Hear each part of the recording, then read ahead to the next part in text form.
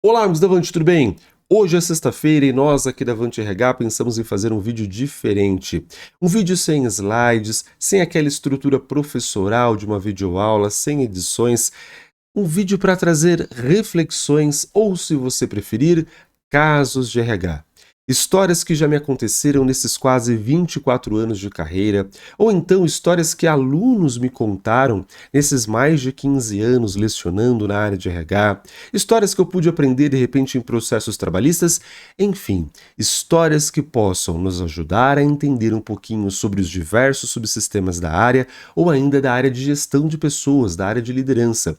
E justamente neste primeiro vídeo, gostaria de compartilhar com você uma história que me aconteceu. Então, aconteceu comigo, no primeiro cargo de liderança que eu assumi. Aliás, amigos, eu assumi o meu primeiro cargo de liderança muito jovem, quando eu tinha 21 anos. Aliás, no dia que eu completei 21 anos, eu assumi o meu primeiro cargo de liderança. Eu sempre digo hoje que liderança não é cargo.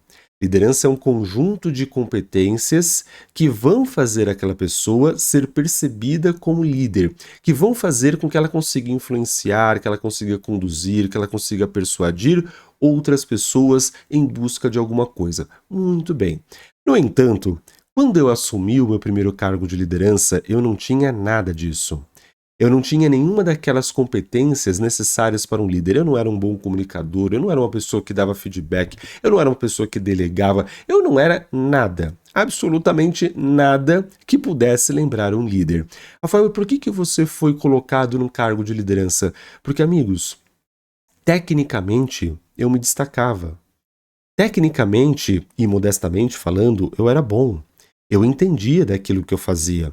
Eu sempre fui uma pessoa que busquei estudar muito, sempre fui muito workaholic, muito fanático pelo trabalho. Então, com 21 anos de idade e tendo começado a trabalhar muito jovem, eu não sei se eu já comentei aqui no canal, mas eu sou de origem muito pobre. Eu venho de uma origem muito pobre, então eu comecei a trabalhar muito cedo. Eu entrei na área de RH com 17 anos. Com 21 anos, eu já tinha 4 anos na área. E com esse meu perfil de correr atrás, eu tinha grande conhecimento, eu tinha um grande conhecimento dentro dos diversos subsistemas da área. Aí, amigos, fui contratado para ser líder de uma equipe.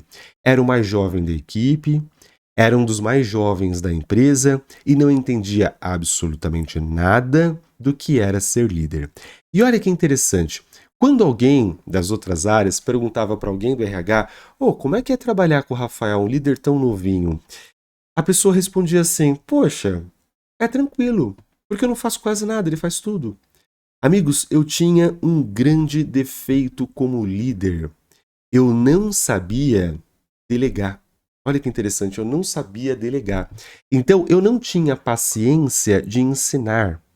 Se eu tivesse que gastar 15 minutos ensinando alguma coisa, eu preferia eu fazer. Porque eu pensava assim, poxa, por que eu vou gastar 15 minutos ensinando, sendo que eu posso fazer em 5, muito mais rápido e muito melhor? E pior, depois eu vou ter que ensinar de novo, porque a pessoa não vai aprender a primeira vez. Então, o meu pensamento como líder era muito limitado. Eu não tinha como costume a delegação de tarefas. O que acontecia? Todo mundo ia embora no seu horário. Lá nós trabalhávamos das 8 até as 17h33. 33, porque tinha um acordo com o sindicato para sair 15 minutos antes. Muito bem. Então, 17h33, todo mundo da minha equipe ia embora. E eu, amigos, eu ficava. Eu ficava até 9, 10, 11 da noite, quase todos os dias. Por quê? Porque eu fazia o meu trabalho e o trabalho de todo mundo. Eu não entendia que, quando eu passei para um cargo de liderança, o meu trabalho não era mais fazer. O meu trabalho não era mais executar. O meu trabalho era, a partir daquele momento, extrair o melhor de cada um da minha equipe. Conseguir fazer com que cada um da minha equipe entregasse o seu melhor trabalho.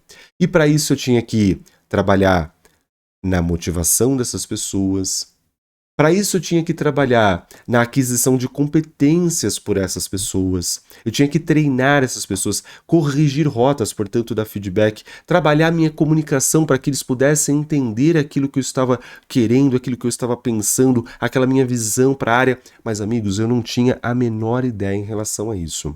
Eu comecei a perceber isso com o tempo, empiricamente, com histórias verdadeiras, ou seja, acontecimentos comigo. Eu comecei a perceber que aquilo que eu estava fazendo não estava gerando o resultado que eu gostaria que gerasse. E a partir daí eu comecei a buscar sobre liderança. Comecei a buscar o que é ser líder. Qual é o verdadeiro papel do líder? Eu, enquanto líder, o que eu tenho que fazer? O que eu tenho que buscar? Será se eu realmente tenho que ficar executando? Entre outras informações que eu fui buscar, você sabe que eu amo estudar, né? Então tenho diversas formações dentro de diversas áreas, entre elas liderança. Eu tenho uma pós, por exemplo, na FGV sobre liderança e inovação. E amigos, entre os cursos e treinamentos que eu fui fazer, e livros que fui ler, e pesquisas que fui me aprofundar, eu fiz alguns treinamentos lá fora. E tem um estudo, tem um dado da London Business School que fala que apenas 1 a cada 10 líderes delega de forma correta. E é claro que a London Business School vai trazer o que é delegar de forma correta. E naquele momento, eu estava muito longe de ter acesso a esse estudo, tá? Esse estudo eu fui ter acesso muito depois, quando saí do Brasil pela primeira vez. Naquele momento, eu não tinha a menor ideia do que era delegar. E aí, quando fui perceber que os resultados não eram aqueles resultados esperados, fui pesquisar sobre liderança e comecei a delegar. Amigos, talvez a primeira vez que você delega, a coisa não vai sair do jeito que você faria. Não vai sair, porque é a primeira vez que o colaborador está fazendo. Então você vai investir, já mudei o mindset, investir um tempo ensinando e ele vai aprender numa primeira vez. Na segunda vez, talvez também não vai sair do jeito que você faria. Na terceira vez, talvez já comece a ficar parecido.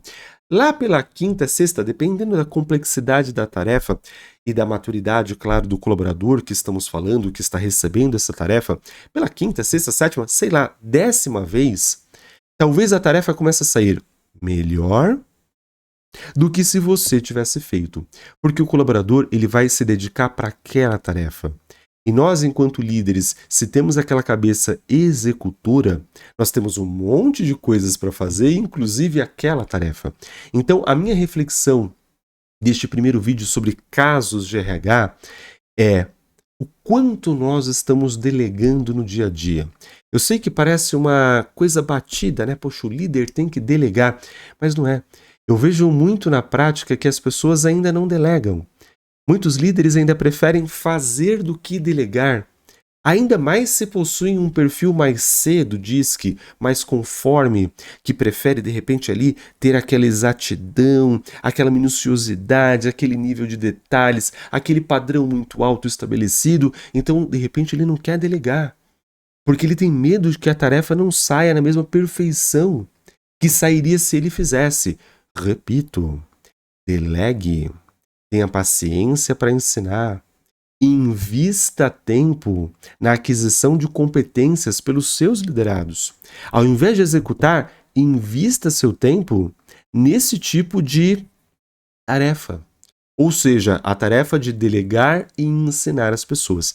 Hoje eu tenho uma visão muito clara de que o meu tempo como líder tem que ser gasto com outras coisas e não executando. Eu não estou dizendo que o líder nunca tem que executar, tá? Claro que em alguns momentos o líder vai acabar executando e dependendo do tamanho da sua equipe, você tem que executar um pouquinho também. Mas eu defendo sempre que pelo menos 50% do tempo do líder tem que ser dedicado para a sua equipe. Tudo bem? Pelo menos 50% do tempo do líder tem que ser dedicado à sua equipe.